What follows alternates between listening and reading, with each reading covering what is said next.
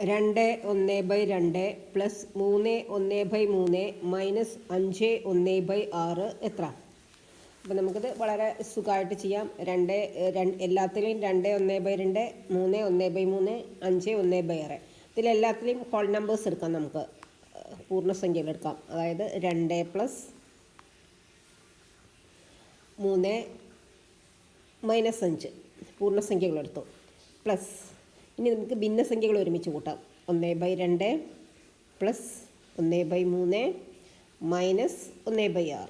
Okay, ഇനി നമുക്ക് 2 + 3 5, 5 - 5 0, അപ്പോൾ ഇവിടെ 0 കിട്ടി. 0 പ്ലസ് ഇവിടെ നമുക്ക് 1/2 1/3 ആദ്യം ചെയ്യാം. അപ്പോൾ ക്രോസ് മൾട്ടിപ്ലിക്കേഷൻ ചെയ്യുന്ന സമയത്ത് ഇത് രണ്ടും ആദ്യം ചെയ്യാം. നമുക്ക് ഞാനൊരു ചെറിയ ബ്രാക്കറ്റ് ഇട്ടു. 1 × 3 3 പ്ലസ് 1 × 2 2 ഡിവൈഡഡ് ബൈ 2 × 3 6 മൈനസ് 1/6. അപ്പോൾ 3 + 2 5. ഇനി 0 നമുക്ക് വേണ്ട. 5/6 മൈനസ് 1/6 ഇസ് ഈക്വൽ ടു 5. ഇവിടെ സെയിം ഡിനോമിനേറ്ററായി. അപ്പോൾ നമ്മൾ 5 - 1 ചെയ്താൽ മതി. 5 - 1 എന്ന് പറയുമ്പോൾ 4/6.